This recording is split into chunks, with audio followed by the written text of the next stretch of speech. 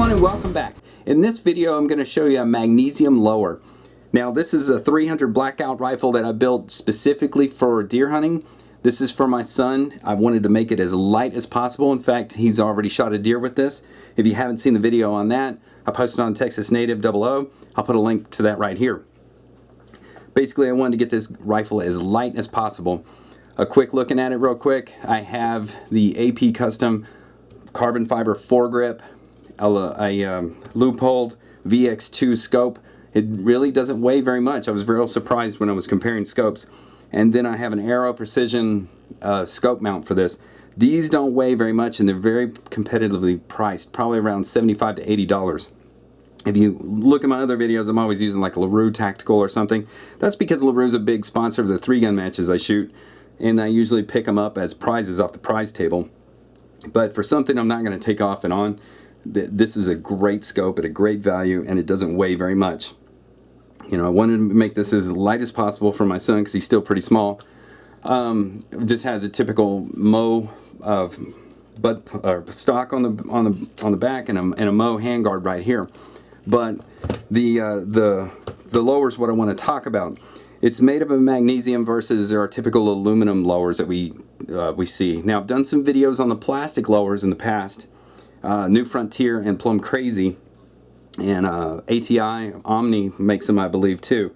Those typically weigh about 4.8 ounces, and then our common forged aluminum lowers weigh about 8.8.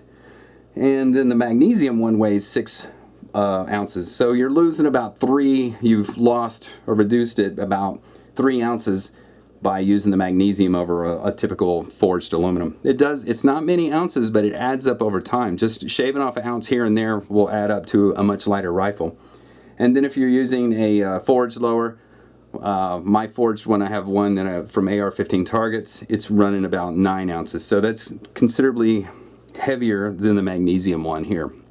That when I put this on here, I did have a little difficulty assembling the lower, and it's mainly because it was incredibly tight. The upper that we're using it's a dedicated upper, which means I'm not going to fiddle with it anymore. I like the configuration it's at right now, and so I'm going to leave it at such.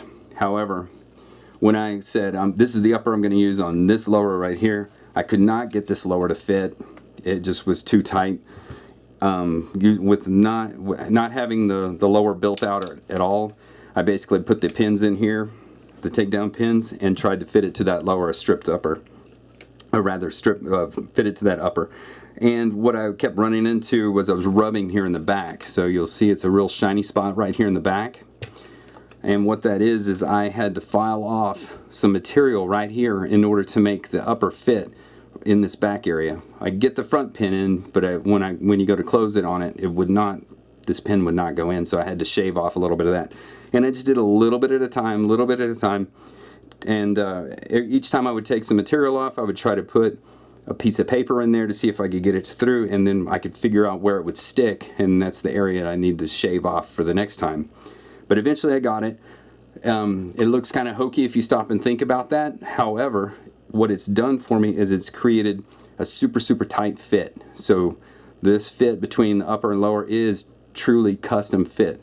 I mean, it does not wiggle whatsoever, and that's kind of what a lot of people want in their rifles, especially in a hunting rifle. I'm probably going to replace this just because it's a little wonky back here, and for a hunting rifle you want to be as stable as possible.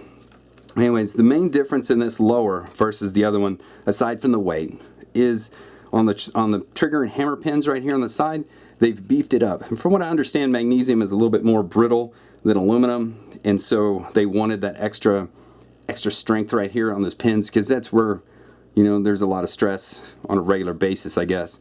So they beefed up that area here and up in here. Now I'll throw a few pictures in here comparing the plastic, the forged, the magnesium, and the billet lowers, so you can kind of see the differences in there. They're subtle differences, but they're differences nonetheless. I'll go into greater detail at this link here if you want to see additional photos and maybe a little bit more write-up if you like to read and stuff. I'll put some stuff here for you. But anyways, if you're looking to lighten your load, your AR-15 load that is, magnesium is kind of a way to go, but you're only losing a couple ounces. If it's competitively priced, if you see one of these and it's competitively priced to something else, then you might ought to consider it. If it's overly priced, I got a pretty good deal on this one. So, I mean, I bought this myself, but I did pay a little more than a typical lower, but I'm just saying, if you find one that's competitively priced and you want that extra few ounces off, it may be the way to go. But for the ordinary person just looking to build a rifle, it's probably not what you want.